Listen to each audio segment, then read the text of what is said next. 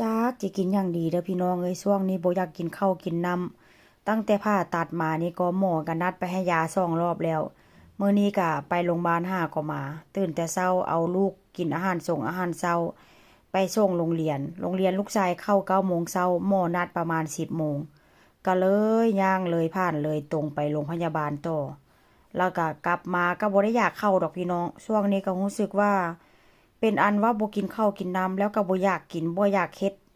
แล้วก็เป็นอันแบบว่าเป็นสี่คันๆจังใดฮู้บ่โดนเติบแล้วได้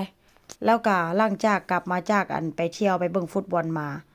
ตำซอกตำเส้นก็บ่อยากได้ธรรมดานี่ก็เนาะอยากกินตำเส้นทุกมื้อนี่ต้องกินตำเส้นแล้วก็ต้องถ่ายคลิปลงจังซี้นะแต่ว่าช่วงนี้เป็นช่วงแบบคันๆแล้วก็บ่อยากกินหยังแต่ว่ากินหยังลงไปนี่ก็รู้สึกว่าท้องมันก็เนาะค่อนข้างจะบ่อิ่มแล้วก็รู้สึกว่าเป็นเสี่ยวๆท้องจังใดฮู้บ่ก็เลยแบบว่าเฮ็ดให้บ่อยากกินข้าวกินน้ำพี่น้องเอ้ยมื้อนี้ก็ไปให้ยามาหมอก็ให้ยามาก็คือเก่าหั่นล่ะเนาะบ่มีอาการหยังแม้กระทั่งว่าอาการหิวข้าวแต่ว่าก็มันก็ต้องจำใจได้กินนะเพราะว่าหมอบอกว่าบ่อยากแต่ว่าก็ต้องได้กินเพราะว่า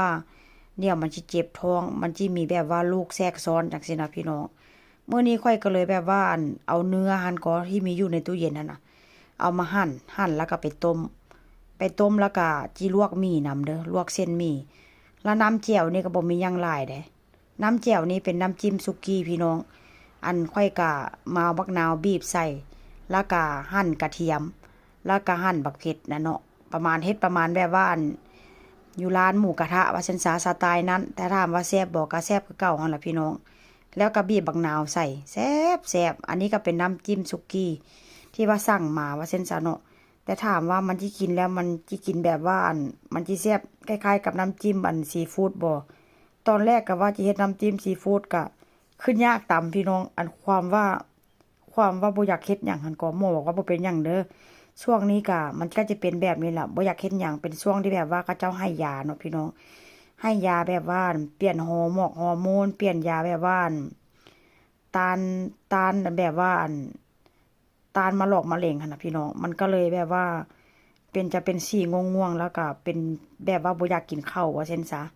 นี่ล่ะอันนี้ก็จะเป็นผักเด้อพี่น้องเป็นผักสะระแหน่อันนี้ก็เอามาแต่บ้านสวนพุ่นล่ะบ่งามมันหลายมื้อแล้วว่าซั่นซะแล้วก็จะมีเนื้องัวนี่ก็ต้มจนสุกจนเปื่อยพุ่นล่ะพี่น้องแล้วก็จะมีแจ่วสุกี้คือว่าไปหั่นล่ะ มื้อนี้ก็สิกินประมาณนี้ละมีหยังก็สิกินไปนี่ล่ะพี่น้องแล้วก็มีมะเขือเทศนำก็ถามว่าแซ่บบ่มันก็แซ่บอยู่เด้อ